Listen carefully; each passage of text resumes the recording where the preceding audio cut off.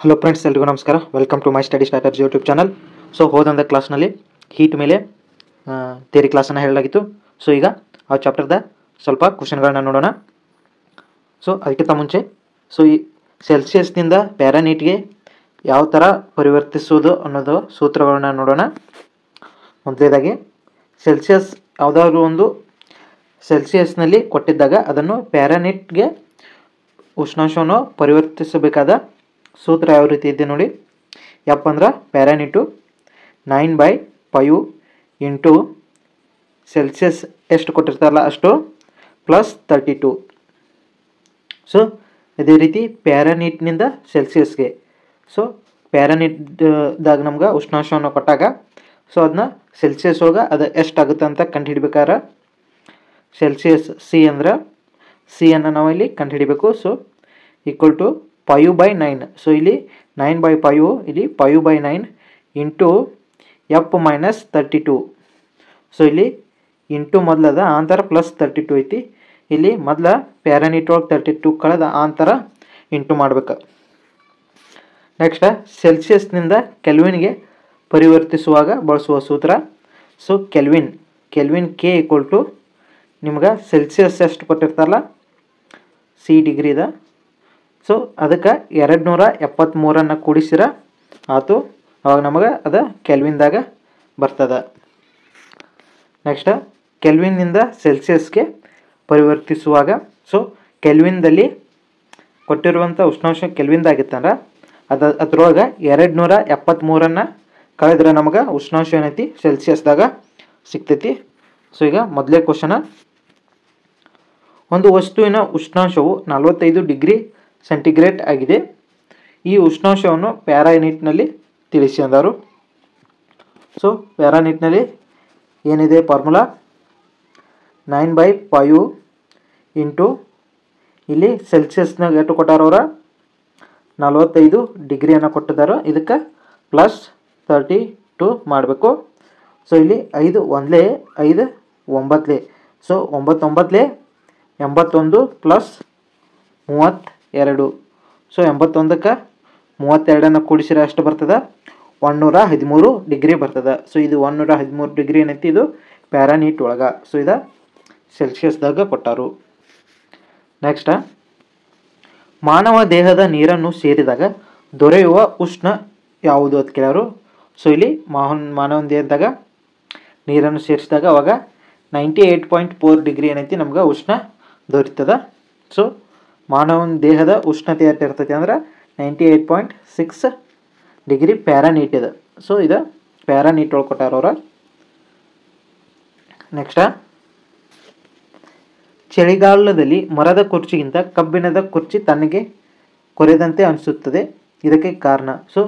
ಚಳಿಗಾಲದಲ್ಲಿ ಮರದ ಕುರ್ಚಿಗಿಂತ ಕಬ್ಬಿಣದ ಕುರ್ಚಿ ಜಾಸ್ತಿ ತಂಪಾಗಿರ್ತದೆ. ಇದಕ್ಕೆ ಕಾರಣ ಏನಂತ ಕೇಳೋರು. ಇದಕ್ಕೆ ಕಾರಣ ಕಬ್ಬಿಣವು ಮರದಕ್ಕಿಂತ ಹೆಚ್ಚಿನ ಉಷ್ಣವಾಹಕ. ಮರದಕ್ಕಿಂತ ಕಬ್ಬಿಣ ಜಾಸ್ತಿ ಉಷ್ಣವನ್ನು ಹೀರಿಕೊಳ್ತದೆ.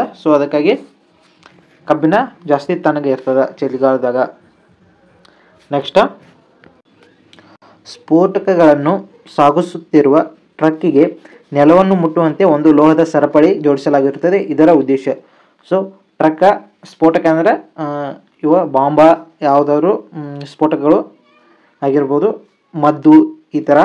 ಅವುಗಳನ್ನ ಸಾಗಿಸ್ತಿರುವ ಟ್ರಕ್ಕಿಗೆ ನೆಲವನ್ನು ಮುಟ್ಟುವಂತೆ ಒಂದು ಲೋಹದ ಸರಪಳಿಯನ್ನು ಜೋಡಿಸಲಾಗಿರ್ತದೆ. ಇದರ ಉದ್ದೇಶ ಏನಾಗಿರ್ತದೆ ಅಂದ್ರೆ ಇದರ ಉದ್ದೇಶ ತಿಕ್ಕಾಟದಿಂದ ಉಂಟಾದ ಎಲೆಕ್ಟ್ರಿಕ್ ಚಾರ್ಜ್ಗಳು ಒಂದಕ್ಕೊಂದು ಅಲ್ಲಿ ಒಳಗೆ ಸ್ಫೋಟಗಳು ತಿಕ್ಕಾಟದಿಂದ ಉಂಟಾದ ಎಲೆಕ್ಟ್ರಿಕ್ ಚಾರ್ಜ್ಗಳು ಲೋಹದ ಸರಪಳಿ ನೆಲಕ್ಕೆ ಸಂವಹನ ಮಾಡೋದರಿಂದ ಕಿಡಿ ಉಂಟಾಗುವುದಿಲ್ಲ. ಒಂದು ಲೋಹದ ಸರಪಳಿಯನ್ನು ನೆಲಕ್ಕೆ ಬಿಟ್ಟರೆ ಒಳಗಿನ ಎಲೆಕ್ಟ್ರಿಕ್ ಚಾರ್ಜ್ ಉತ್ಪತ್ತಿ ಆಗುವುದಿಲ್ಲ. ನೆಕ್ಸ್ಟ್ ಪ್ರೆಷರ್ ಕುಕ್ಕರ್ನಲ್ಲಿ ಆಹಾರ ವಸ್ತು ಬೇಗನೆ ಬೇಯಲು ಕಾರಣ. ನೀವು ಅನ್ನ ಮಾಡಕ್ಕೆ ಇಟ್ರಂದ್ರೆ ಹಂಗೆ ಬೋಗನ್ಯಾಗ ಕುಲ್ಲ ಇಟ್ರಂದ್ರೆ ಲೇಟ್ ಆಗ್ತೈತಿ. ಅದ ಕುಕ್ಕರ್ದಾಗ ಹಾಕಿಟ್ರಂದ್ರೆ ಜಲ್ದಿ ಆಗ್ತೈತಿ. ಇದಕ್ಕೆ ಕಾರಣ ಏನ? ಇದಕ್ಕೆ ಮೇನ್ ಕಾರಣ ಹೆಚ್ಚಿನ ಒತ್ತಡದಿಂದ ನೀರಿನ ಕುದಿಯೋ ಬಿಂದು. ಜಾಸ್ತಿ ಪ್ರೆಷರ್ ಆಗೋದ್ರಿಂದ ವಸ್ತು ಬೇಗನೆ ಬೇಯ್ತದೆ. ನೆಕ್ಸ್ಟ್ ಬ್ರೇಕ್ ಹಾಕಿದಾಗ ಚಲಿಸುತ್ತಿರುವ ವಾಹನ ನಿಲ್ಲುತ್ತದೆ. ಹೀಗಾಗಲು ಕಾರಣ. ಇದಕ್ಕೆ ಮೇನ್ ಕಾರಣ ಘರ್ಷಣೆಯಿಂದ ಬ್ರೇಕ್ ಹಾಕಿದಾಗ ಚಲಿಸುತ್ತಿರುವ ವಾಹನ ನಿಲ್ಲುತ್ತದೆ. ನೆಕ್ಸ್ಟ್, ಕಾಂಕ್ರೀಟ್ ರಸ್ತೆಗಿಂತಲೂ ಮಂಜುಗಡ್ಡೆಯ ಮೇಲೆ ನಡೆಯುವುದು ಕಠಿಣ ಏಕೆಂದರೆ. ಸೊ ಕಾಂಕ್ರೀಟ್ ರಸ್ತೆಗಿಂತ ಮಂಜುಗಡ್ಡೆ ಮೇಲೆ ನಡೆಯುವುದು ಬಹಳ ಕಠಿಣ. ಸೊ ಇದಕ್ಕೆ ಕಾರಣ ಇದಕ್ಕೆ ಕಾರಣ ಮಂಜುಗಡ್ಡೆ ಮತ್ತು ಪಾದಗಳ ನಡುವಿನ ಘರ್ಷಣೆಯು ಕಾಂಕ್ರೀಟ್ ಮತ್ತು ಪಾದಗಳ ನಡುವಿನ ಘರ್ಷಣೆಗಿಂತ ಕಡಿಮೆ. ಸೊ ಇದಕ್ಕೆ ಮೇನ್ ಕಾರಣ ಇದಾಗಿರ್ತದೆ. ನೆಕ್ಸ್ಟ್, ಪೈರೋಮೀಟರ್ ಅನ್ನು ಡ್ಯಾಶ್ ಡ್ಯಾಶ್ ಅಳತೆ ಮಾಡಲು ಉಪಯೋಗಿಸುತ್ತಾರೆ. ಪೈರೋಮೀಟರ್ ಇದನ್ನು ಅತಿ ಹೆಚ್ಚು ಉಷ್ಣತೆಯನ್ನು ಅಳತೆ ಮಾಡಲು ಉಪಯೋಗಿಸುತ್ತಾರೆ. ನೆಕ್ಸ್ಟ್, ಬಯಲು ಪ್ರದೇಶಕ್ಕಿಂತ ಮರುಗಾಡಿನಲ್ಲಿ ರಾತ್ರಿ ಹೆಚ್ಚು ತಂಪಾಗಿರೋದಕ್ಕೆ ಕಾರಣ. ಸೊ ಮರಳುಗಾಡಿನಲ್ಲಿ ರಾತ್ರಿ ಹೆಚ್ಚು ತಂಪಾಗಿರ್ತದೆ.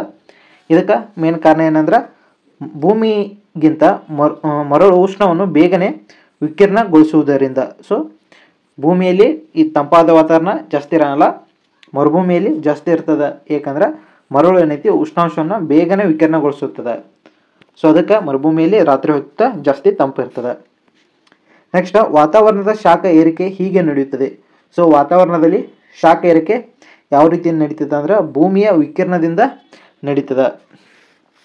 ನೆಕ್ಸ್ಟ್, ಡೀಸೆಲ್ ಇಂಜಿನಲ್ಲಿ ಈ ಕೆಳಗಿನವುಗಳು ಬಳಕೆ ಆಗುತ್ತವೆ. ಸೊ ಇದು ನಿಮ್ಮ ಸಿಲೆಬಸ್ ಒಳಗಿಲ್ಲ, ಆದರೂ ಐತಿ, ಆದರೂ ಈ ಕ್ವಶನ್ ತೊಗೊಂಡಾನೆ. ಸೊ ಈ ಥರನೂ ಕ್ವಶನ ಕೇಳ್ಬೋದು.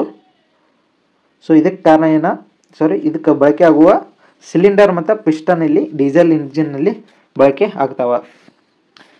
ನೆಕ್ಸ್ಟ್, ಡೀಸೆಲ್ ಇಂಜಿನಲ್ಲಿ ಇದು ಇರುವುದಿಲ್ಲ. ಸೊ ಡೀಸೆಲ್ ಇಂಜಿನ್ನಲ್ಲಿ ಸ್ಪಾರ್ಕ್ ಪ್ಲಗ್ ಅನ್ನೋದು ಇರೋದಿಲ್ಲ. ಇದು ಸ್ಪಾರ್ಕ್ ಪ್ಲಗ್ ಅನ್ನೋದು ಪೆಟ್ರೋಲ್ ಇಂಜಿನ್ಗಳಲ್ಲಿ ಕಂಡುಬರ್ತದೆ. ಉಷ್ಣತೆಯನ್ನು SI ಮೂಲಮಾಪನದಲ್ಲಿ ಅಳೆಯುವುದು. ಸೊ ಉಷ್ಣತೆಯನ್ನು SI ಮೂಲಮಾಪನದಲ್ಲಿ ಕೆಲ್ವಿನ್ದಲ್ಲಿ ಅಳೆಯುವುದು. ಸೊ ಒಂದೇ ಸಮಾನ ಉಷ್ಣಾಂಶ ಹೊಂದಿರುವ ಸ್ಥಳಗಳನ್ನು ಸೇರಿಸುವ ರೇಖೆಗಳನ್ನು ಏನಂತ ಕರೀತಾರೋ? ಸೊ ಇಲ್ಲಿ ಐಸೋಥರ್ಮ್ಸ್ ಅಂತ ಕರೀತಾರು. ಸೊ ನೆಕ್ಸ್ಟ್, ನಕ್ಷತ್ರಗಳ ಬಣ್ಣವು ಕೆಳಗಿನ ಯಾವುದನ್ನು ಅವಲಂಬಿಸಿರುತ್ತದೆ? ಸೊ ನಕ್ಷತ್ರಗಳ ಬಣ್ಣವು ಇದು ತಾಪಮಾನವನ್ನು ಅವಲಂಬಿಸಿರುತ್ತದೆ. Next, 0 degree Celsius, 4 degree Celsius ಮತ್ತು 100 ಡಿಗ್ರಿ ಸೆಲ್ಸಿಯಸ್ನಲ್ಲಿನ ನೀರಿನ ಸಾಂದ್ರತೆಯು ಅನುಕ್ರಮವಾಗಿ D1, D2 ಮತ್ತು ಅವುಗಳಿಂದ ಸೂಚಿಸಲ್ಪಡುತ್ತಾರೆ. ಅವುಗಳ ಇಳಿತ ಕ್ರಮವನ್ನು ಕೇಳ್ಯಾರು. ಸೊ ಇಲ್ಲಿ D3 ಒಂದು ಮಿಸ್ ಆಗೈತಿ. ಸೂಚಿಸಲ್ಪಡುವುದಾದರೆ ಅವುಗಳ ಇಳಿತ ಕ್ರಮ ಅಂದರೆ ಇಳಿಕೆ ಕ್ರಮ. ಸೊ ಇಲ್ಲಿ ಆನ್ಸರ್ ಯಾವುದಾಗುತ್ತೆ? ಇದು ಆಪ್ಷನ್ ಸಿ ಆಗುತ್ತೆ. ಮೊದಲಿಗೆ 4 ಡಿಗ್ರಿ ಸೆಲ್ಸಿಯಸ್, ನಂತರ 0 ಡಿಗ್ರಿ ಸೆಲ್ಸಿಯಸ್, ನಂತರ 100 ಡಿಗ್ರಿ ಸೆಲ್ಸಿಯಸ್. ನೆಕ್ಸ್ಟ್, ಸ್ಪ್ರಿಂಗನ್ನು ಉಕ್ಕಿನಿಂದ ಮಾಡಲಾಗುತ್ತದೆ ವಿನಃ ತಾಮ್ರದಿಂದಲ್ಲ. ಏಕೆಂದರೆ ಸೊ ಸ್ಪ್ರಿಂಗ್ ಅನ್ನೋದನ್ನು ಉಕ್ಕಿನಿಂದ ಮಾಡಲ್ಪಟ್ಟಿರ್ತಾರೆ, ಆದರೆ ತಾಮ್ರದಿಂದ ಮಾಡಿರುವುದಿಲ್ಲ.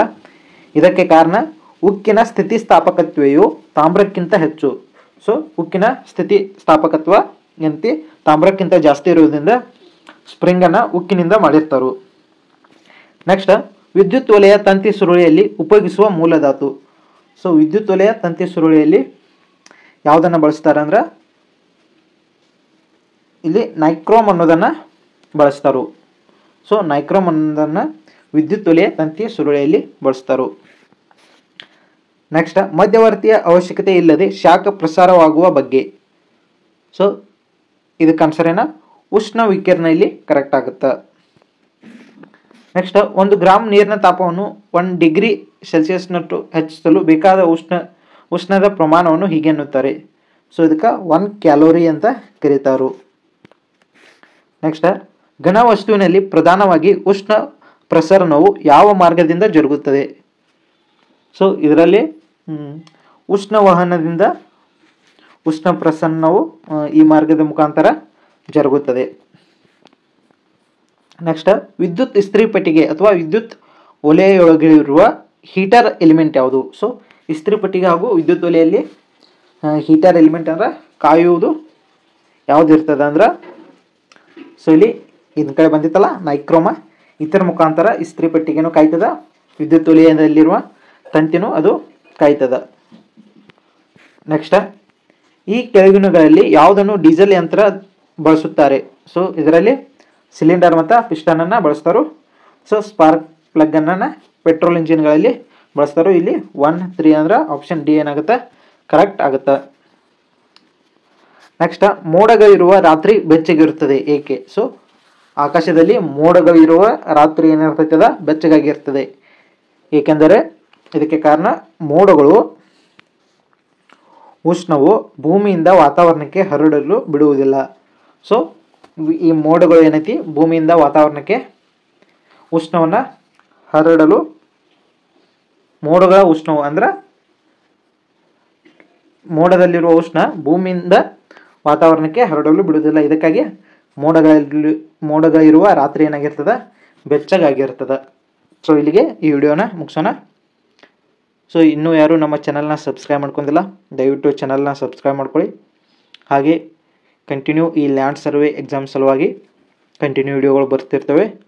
ಹಾಗೂ ಈ ಲ್ಯಾಂಡ್ ಸರ್ವೆ ಎಕ್ಸಾಮನ್ನು ಇನ್ನೂ ಡೇಟನ್ನು ಅನೌನ್ಸ್ ಮಾಡಿಲ್ಲ, ನೋಡೋಣ ಎಂದು ಅನೌನ್ಸ್ ಮಾಡ್ತಾರೆ ಅಂತ.